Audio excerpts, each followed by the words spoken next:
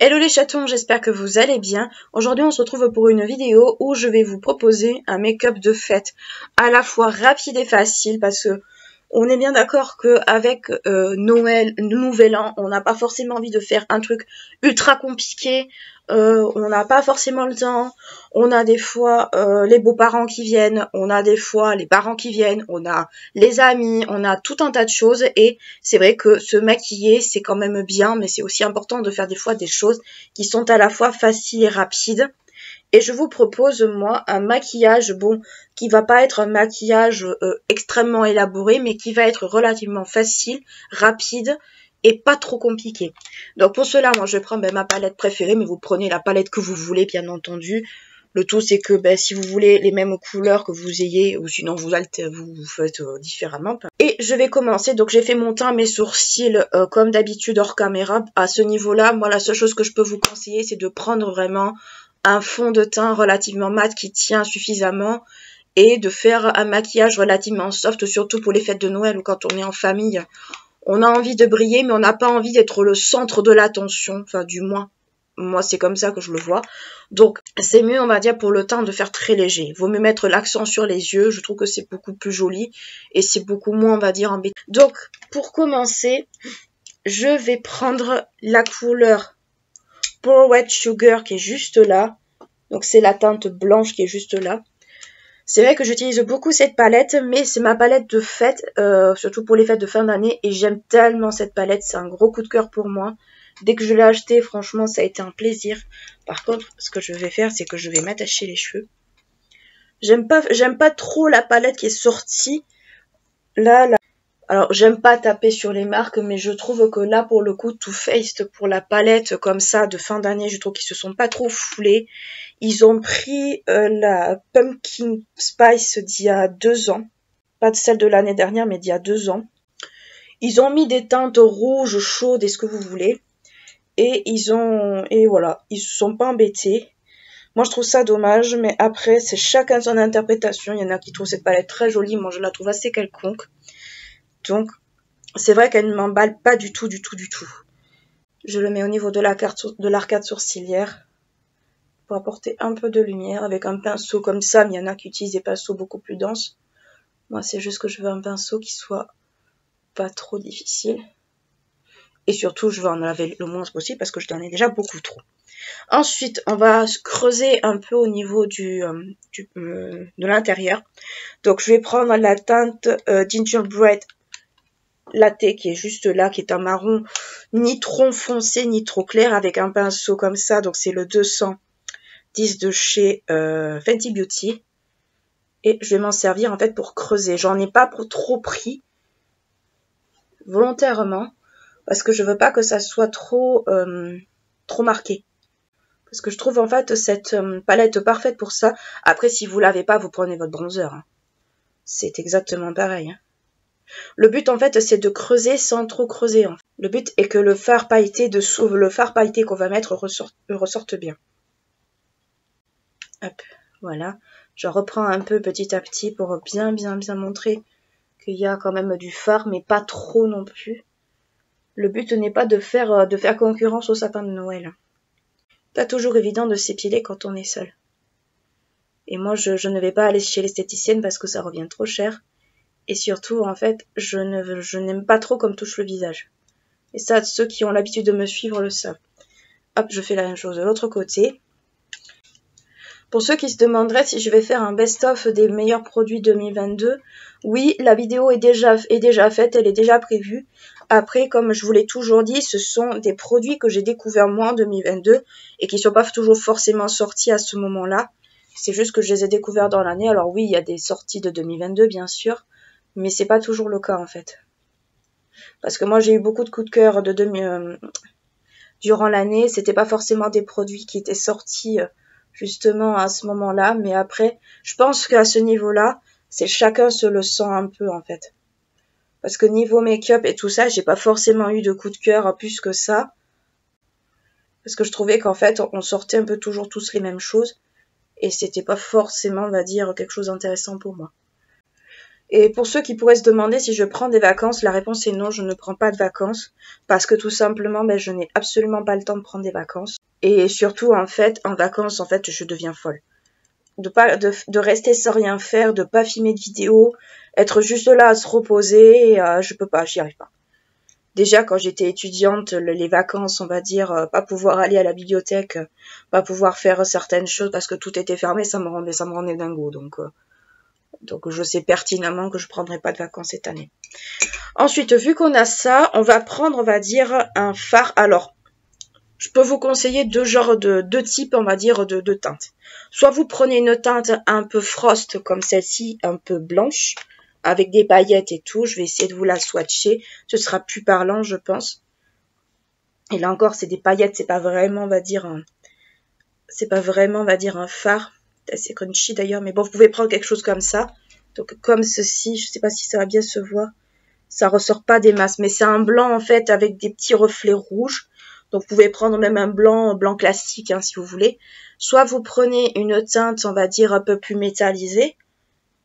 Mais le but, surtout pour Noël, le but, c'est que comme on est en famille, c'est de vraiment pas, on va dire, faire un truc non plus trop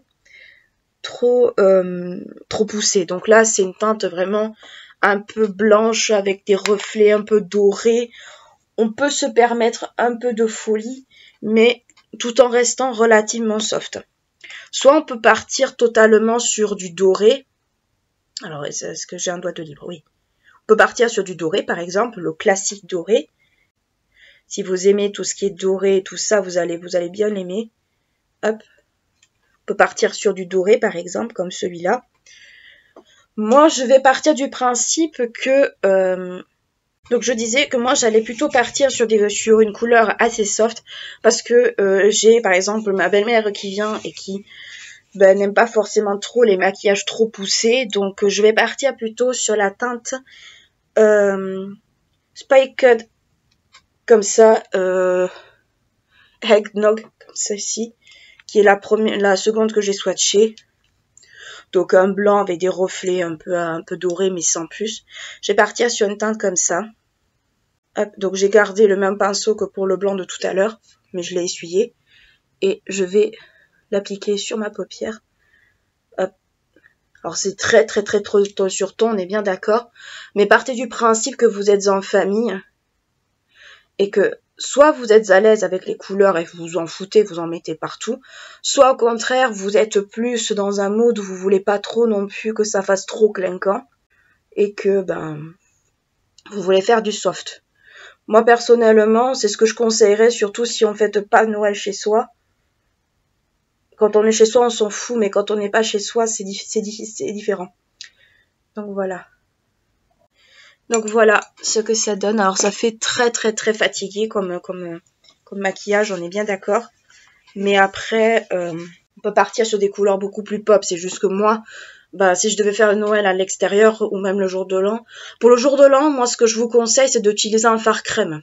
Pas un fard poudre, parce que si vous pouvez pas vous démaquiller, et surtout si vous vous couchez à 5h du mat, le fard crème va tenir, et surtout vous le sentirez moins que si c'était fard poudre. Donc c'est ce que je fais.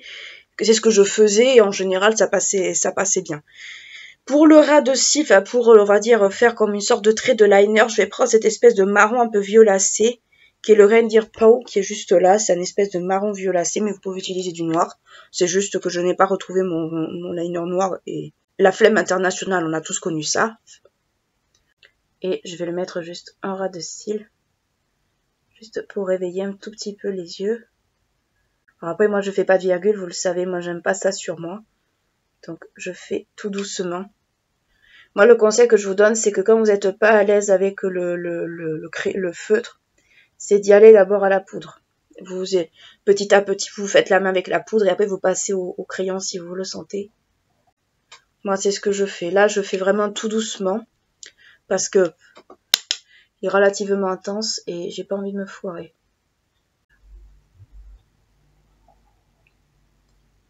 Alors c'est pas toujours facile de faire le liner à la poudre, surtout quand on n'a pas l'habitude. Moi je le fais surtout pour le noir en vrai. Et j'ai quand même pas mal de chutes. J'ai quelques chutes sur le teint. Alors. Hop. Voilà. Mais il faut prendre votre temps. Hein. Quand vous faites le liner à la peau, il faut vraiment prendre votre temps. Pas être pressé. Surtout, il faut le faire à votre rythme. Parce que plus vous allez essayer de vous presser, plus ça va être une catastrophe. Et le but, c'est pas que ça soit une catastrophe. Donc voilà ce que ça donne à peu près. Donc moi, je le fais pas, on va dire, jusqu'au... Je fais pas de virgule ni quoi que ce soit parce que je n'en ai pas envie. Puis surtout, c'est pas mon truc.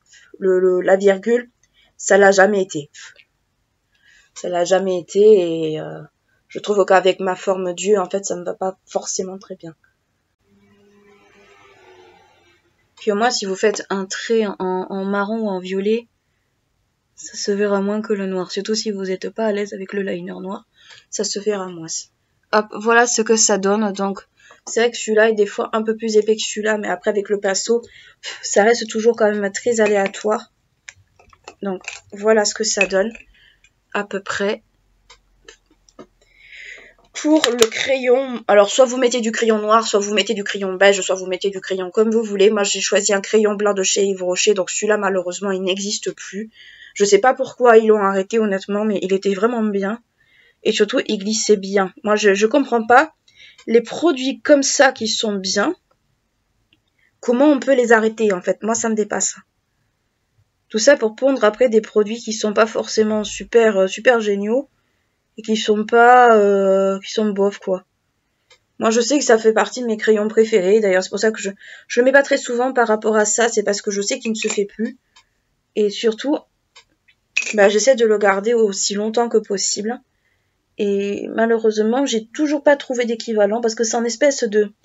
Alors, c'est pas un blanc blanc, c'est un blanc rosé. Mais je trouve qu'il me va plutôt pas mal au niveau des yeux. Et c'est surtout, j'aime beaucoup la couleur. Hop, voilà. Ensuite, pour le mascara, moi je prends le Bambi Eyes par exemple, mais vous pouvez prendre le mascara que vous aimez. Moi c'est juste que j'avais le Bambi Eyes à côté, donc allons-y pour le L'Oréal. Je vais peut-être d'abord recourber mes cils parce que je trouve que c'est beaucoup plus joli avec le recours de cils. Hop.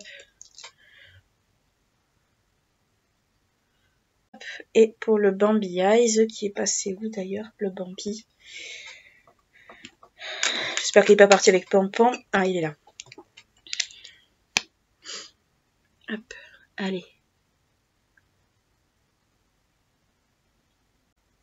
Donc là, moi, j'en mets dessus et dessous. Alors, l'effet pâte d'araignée ne me gêne pas. Mais je sais que beaucoup n'aiment pas ça. Ça me gêne pas des masses. Le tout, en fait, c'est de savoir ce que vous voulez au niveau du mascara. Moi, je sais que maintenant, plus ça va, moins j'en mets dessus parce que, bah, d'une part, je trouve qu'en fait, ça fait trop de matière. C'est quelque chose que j'ai fait pendant un sacré bout de temps. Et avec le recul, je trouve que ça fait trop de matière sur les cils. Alors, je sais qu'il y en a qui aiment ça, qui aiment que les cils soient bien chargés et tout. Il n'y a pas de problème.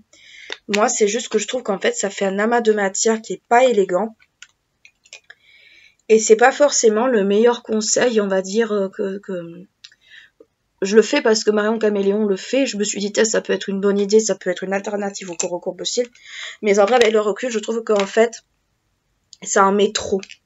Ça met trop de matière, ça met trop de mascara. Si vous aimez pas l'effet, on va dire, pâte d'araignée, ben c'est sûr que ça va accentuer le phénomène. Moi, c'est pas quelque chose trop qui me gêne, mais après, je sais qu'on n'aime pas tous ça.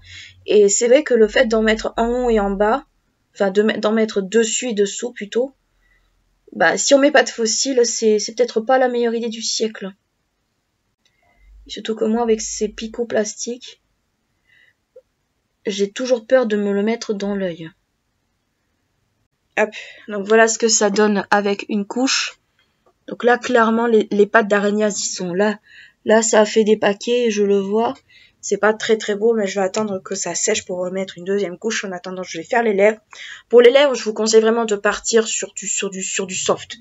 Partez sur du soft parce que Encore une fois, si vous êtes en famille, vous n'allez pas vous mettre un rouge à lèvres rouge, sauf si vous le sentez. Moi, personnellement, je ne le ferai pas parce que j'aime pas forcément le rouge pétant sur moi. C'est pas très joli sur moi, je trouve. Et puis, ça fait les dents jaunes. Si vous avez les dents un peu colorées, soit à cause du tabac, du café, ou voilà, si vous avez les dents, on va dire, un peu tachées naturellement pour X ou Y raison, je trouve que le rouge orangé fait ressortir. Et moi, c'est un constat que j'ai vu sur moi. Après, peut-être que sur d'autres personnes, ça ne le fera pas. Donc là, je vais prendre un crayon NYX rétractable. Donc cela n'existe plus. Et c'est dommage, hein, parce qu'il y en a beaucoup qui n'aiment pas tailler les crayons. Mais c'est vrai que j'ai pas retrouvé ça, en fait. Donc là, je vais l'atténuer un petit peu. Et pour, on va dire, le rouge à lèvres, je vais continuer à partir sur mon rímel parce que je trouve qu'il passe avec tout. Mais vous pouvez utiliser une couleur rose ou ce genre de choses. Moi, je trouve qu'il passe avec tout. Quand vous êtes rousse ou quand vous êtes blonde, je trouve que c'est un rouge à lèvres qui passe avec pas mal de carnation. Pas trop avec les brunes. Je trouve qu'avec les brunes, en fait, ça a tendance à faire très très fade. Et donc voilà pour le look. Alors, après, c'est chacun à son appréhension. Moi, j'ai fait quelque chose de très, très, très, très soft au niveau des yeux. Même si au niveau de la bouche, on peut pas dire que j'ai fait quelque chose de soft. Mais sachez que moi, personnellement, c'est par exemple le genre de make-up que je pourrais être susceptible de faire si je faisais par exemple Noël à l'extérieur. Alors après, peut-être je mettrai du noir, peut-être j'en mettrai pas. Peut-être je ferai quelque chose de peut-être encore plus léger. C'est possible, ça c'est à l'appréhension de chacun et de chacune. Le tout c'est qu'on kiffe son moment. Après, si vous faites bien évidemment Noël en famille ou chez votre belle famille, faut toujours un petit peu adapter. Enfin, moi je sais que fallait que j'adapte, hein, donc voilà. Mais bon, chacun a sa façon de faire. J'espère que ce petit make-up vous aura plu. N'hésitez pas à liker, clocher la vidéo, à vous abonner à la chaîne si ce n'est pas encore fait. Je vous fais de très très gros bisous. Je vous souhaite de très bonnes fêtes de Noël. J'espère que vous allez bien vous gaver, bien vous empiffrer, parce que c'est vraiment le moment, on va dire, de se remplir la panse avec des trucs relativement très bons. Et d'ici là, je vous fais de très très gros bisous. Je vous dis à très bientôt.